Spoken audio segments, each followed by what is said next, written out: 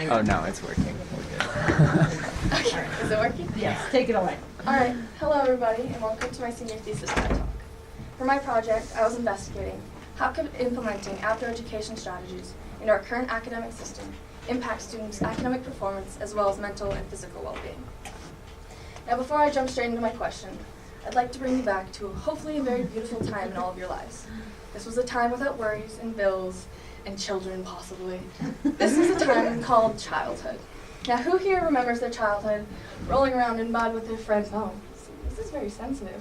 Rolling around in the mud with their friends, or going on hikes, or climbing trees and scraping knees with their friends. I sure hope that this is what your childhood was like, because mine was definitely like this. Now, who here feels that they spend a larger portion of their summer vacation on some form of electronics?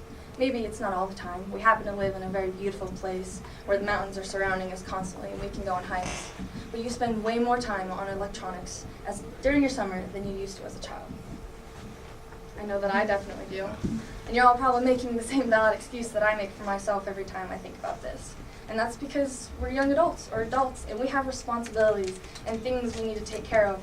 And when I come home from work at the end of the summer day, I don't want to go on a hike. I want to sit down and maybe play on my phone because I'm exhausted. And it is a valid excuse. But the rise in technology is not only among us as young adults and adults. From children ages 8 to 18, the average time spent on electronics is approximately 8 hours. This is a different number than when we were children. We have created a fast-paced society where we are constantly going and going and going. I see it in my sister when I go visit her in Texas. All we used to do was go play in the pool because honestly, what else can you do in Texas when it's 105 degrees? But in the past 2 or 3 years, she's been given a phone and an iPad, and all she's wanted to do was play weird shark killing games that I don't even understand the point of. And it makes me not want to spend my own $500 to go visit my little sister. Our rise in technology has created a disconnect between nature and people, and has created a disconnect between people and people. This fast-paced society where we are constantly going and moving is having a huge impact on our mental and physical well-beings. We have two task networks in our mind. We have our positive task network and our negative task network. When our mind is working in our positive task network, we are being productive, we are learning, we are associating, we're producing things. When we are in a negative task network, we are in our minds are in a state of wonderment. They're daydreaming and not really specific to any idea, but it's being creative. In our fast-paced society, this negative task network makes us look like we're lazy. It makes us look like we're not doing what we need to be successful. When we're using this positive task network, we're hardworking. We're doing exactly what we need to be successful. We go from work to home to picking up your kids to dropping them off at soccer practice and making dinner and cleaning dishes and packing lunches for the next day, constantly in this state of going and going and going. But this fast-paced society and constantly being in this positive task network is having huge impacts on our mental and physical well-beings. 18% of the population has been diagnosed with anxiety. These are only people that have been diagnosed with anxiety, not people who feel anxious every time that they are overworked and overstressed. This does not include people who are depressed because they are constantly overworking their minds and their bodies. This is similar to why we go to sleep at night. We have this positive part of the day where our minds and our bodies are working like this. And if we didn't go to sleep each night, we wouldn't live to 80. Our minds and bodies have to slow down and go back to this pace of not moving very much. This is the point of our positive and our negative task network. Right now, we've created a balance up here where positive is everything, and you're only in this negative state for a short time.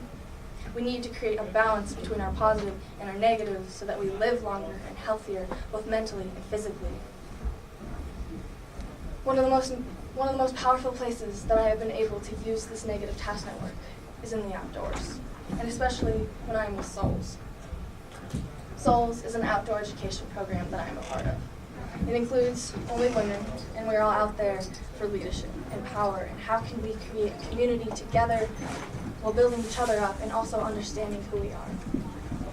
We take trips down canyons, we go up on top of mountains, and we slide down in the snow, and we push ourselves to very uncomfortable places. We were constantly supporting each other and understanding the power that we hold when we help each other. Okay, Isabel? Feeling so emotionally connected to souls has had me realize how important the outdoors can be for us. This and understanding outdoor education is very specific to each group. I was curious to see if there was something similar between all of us. Each outdoor education has four main rules that I seem to find. The first was there's always a task of creating someone's self-concept and identity.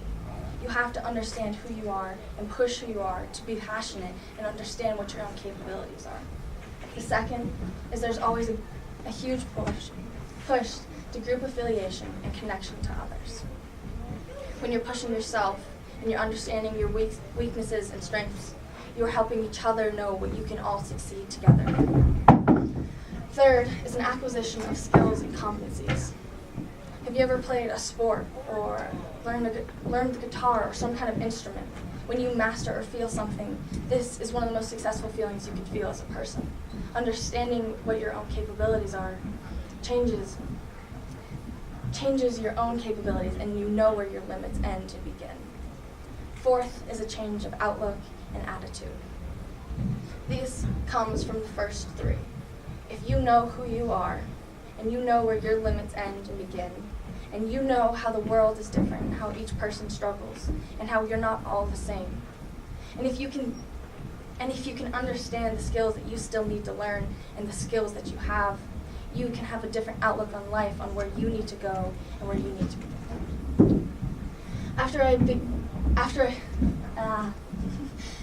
After I saw all the positive benefits of outdoor education, I was curious if there was more to the outdoors than just the specific structured programs. Oh gosh, I'm skipping a whole slide. We'll go back real quickly. First, this is one of the main goals of outdoor education. There's these three places that we each lie. We have our comfort zone. This is where we know exactly what we do and we don't like. We have our panic zone, where you tell me to go jump off that bridge because it's going to be fun, and yes, there's water below, but I'm not going to do it because my body's going to be convulsing and shaking the whole time before I do it, and I'm not going to do it because I'm going to be panicking. The goal of outdoor education is to get you into this middle zone. This middle zone is called the growing zone. This is where you are being physically and mentally challenged, where you're being pushed, but you're also being supported mentally and physically. Instructors is a huge part of outdoor education. It is structured, but you need someone there, like these beautiful three ladies. This is Ashley, Hannah, and Rachel, some of our best instructors in Souls. And they have changed my life because they know how to push me while not making me go into this panic zone. There's a balance between this comfort and panic zone where you challenge yourself and figure out your own capabilities. After I began to understand the power of the outdoors in the structured environment, I was curious to look at how the outdoors impacts us when it is less structured, and this is how I came to forest bathing. Forest bathing is also known as Shinraku. I always say that wrong.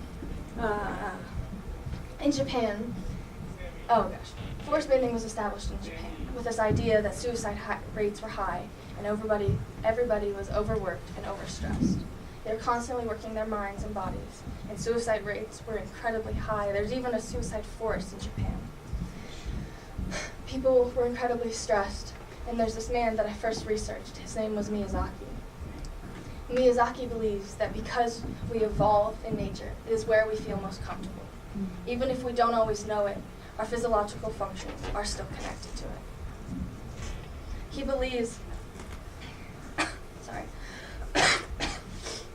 believes that there's something more to nature than what we see and what we just walk past every day. There's something that we are still connected to because we've evolved through nature. We are still connected to every plant and every animal, and there's more that we don't understand about ourselves until we go back to nature and let our minds go back to this negative task network, where we let our minds reset and rejuvenate. Since 2004, he's taken over 600 patients into the forest American hills. This is what he's found. He has found that there's a 12.4 decrease in the stress hormone cortisol. He has found a 7% decrease in the sympathetic nerve activity. He has found a 1.4 decrease in blood pressure. He has found a 5.8 decrease in heart rate. These numbers are numbers that save your life. If you are less stressed and overworked, you are less likely to be suicidal and overworking so that you're dying sooner. These are incredibly important numbers because these show us that we have the capability of lowering our physical and mental health, lowering our physical and mental health so that we are staying in a safe range, so that we are not overworking too fast. Something very interesting that Miyazaki also found was photosides. Photosides are organic compounds that come off trees and plants in Japan. They're also here, and they're all different. There's many different kinds of photosides. Photosides are creating natural killer cells in our body. Natural killer cells kind of sound bad, like they're killing us or they're dangerous, but natural killer cells are white blood cells, and they're adding to our immune system. NK cells are fighting cancer, tumor, and virally infected cells. This shows us that nature is not only working with our mental health, but our physical, and in our blood, and our bodies. There's more to nature than just going outside and it being pretty and its scenery and it's interesting. This has shown me that nature is incredibly powerful in our bodies and our minds. When I first started this project, I was really interested in the idea of play and how it affects children.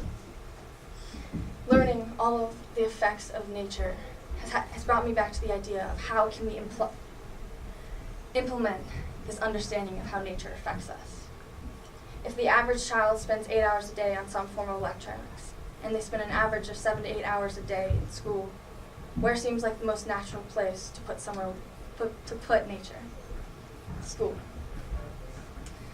Nature has a huge impact on our mental and physical well-beings, and especially children who have yet to identify who they are and don't have any specific ideas what they want to do. They just want to play and be free because they have no ties yet to them.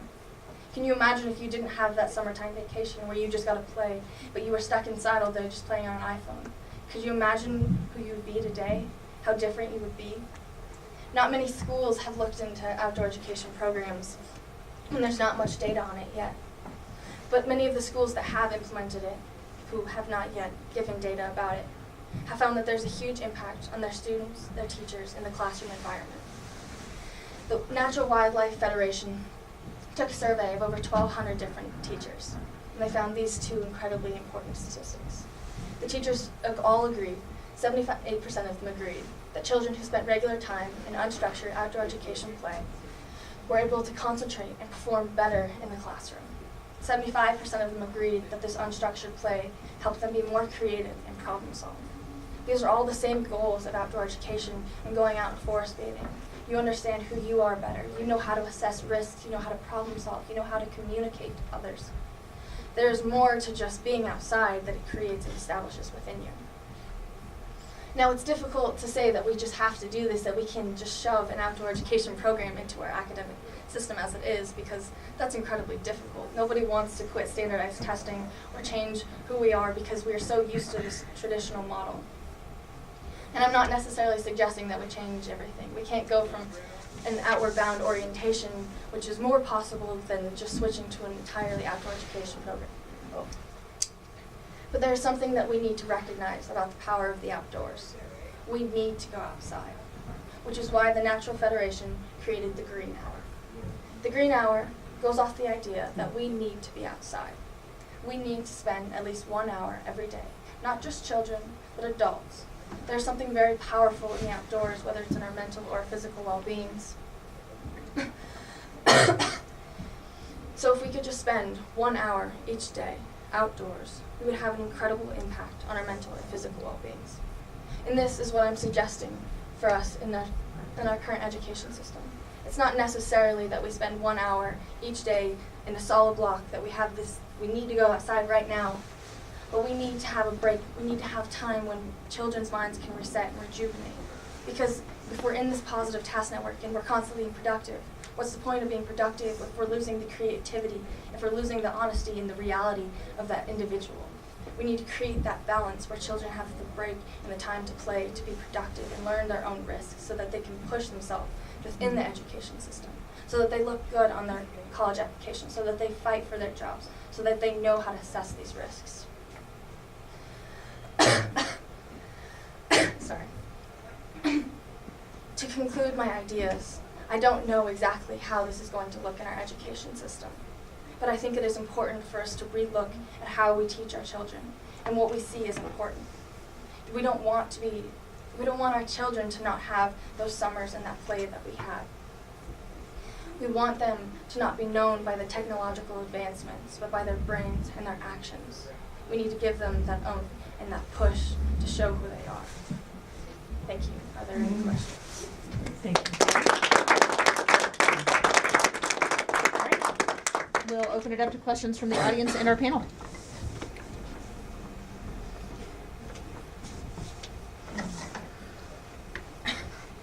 Panel? Yes, Laura. Mikayla, I'd like to know, because I know that you only presented like a smattering of the evidence in this TED Talk that you had in your paper, but how strong do you think the evidence is for learning outcomes of children being linked to sort of this outdoor time, and where are places that we need more evidence to be able to state things with certainty? A lot of the things that I was looking into, there are a few schools that started adding these outdoor education programs. There's one in Kansas, and they created this outdoor education program within their school, and they were actually seeing raises in their standardized testing, which is the KRIIS. It's really long. It's not just like the CSAT, but they were definitely seeing raises in it, but they also were one of the few places that were showing that they had documented different information. I think something we lack is that people aren't as interested, because when you get to this like outdoor education or like going outdoors more, you're not necessarily like, well, how is this affecting everything? Because they're more just like, can we make this work at this point? Because it is such a new idea to really get outdoors. One of the other places that I looked at was called the Forest Kindergartners. This is in like Austria and many European countries, but in the Waldorf school in New York, I found some data on them, how their children were actually finding that they were able to better assess risks and that they were more confident. Even as kindergartners, they were going more talking to older grades, whereas before they'd always seen them be much more isolated. I think that the data really needs to come from people being interested in showing that there is a change. It's hard with standardized testing because what we learn in college classes, it's kind of rigged, and it's not accurate representation of how students learn. I think it's difficult necessarily to show these impacts, but I definitely think some could start showing like maybe their grades or dropout rates, how they are hiring, because that was something else I looked into. Was a lot of children were finding that being in school all day was not beneficial to them, and that they didn't want to stay in school anymore because they felt that there was no point. And a lot of students who had been through these or just been given more time outdoors or in outdoor education programs felt that there was a purpose and that they knew who they were because they had created this solid concept. Thank you. Okay, Emily. I'm just wondering, after you've learned all this new information, research, how are you going to change your daily lifestyle to have more time outdoors? It's hard. I think for me, it's just being conscious. This is something I talked to my mom about. It's this is something she said to me the other day, that it's really hard to have nature and electronics because they're not compatible. And sometimes it's just being conscious. On Saturday, as I was writing this, I was overwhelmed and freaking out. I was like, I'm just going to go sit on the driveway for a little bit. And I went and sat on the concrete and I made some iced tea. And even just going outside for a little bit is super beneficial. And I think it's hard for me to motivate in the winter because I can't do any winter sports. But during the summer, during the summer and spring, I think I'm going to try and motivate myself by thinking about this and thinking about all the things that I want for my sister, because last time I went, I really didn't want to go back because I was so she didn't even talk to me very much. What's the point if we can't communicate with each other? So I think it's just taking intentional steps to go outdoors. Kyle? So you had a lot of data that showed positive impacts from being outdoors. Is the mechanism by which being outdoors leads to these outcomes known, or is that still in question? Going outdoors, straight going into. So you had the study from the Japanese study that had here's some numbers that reduced it.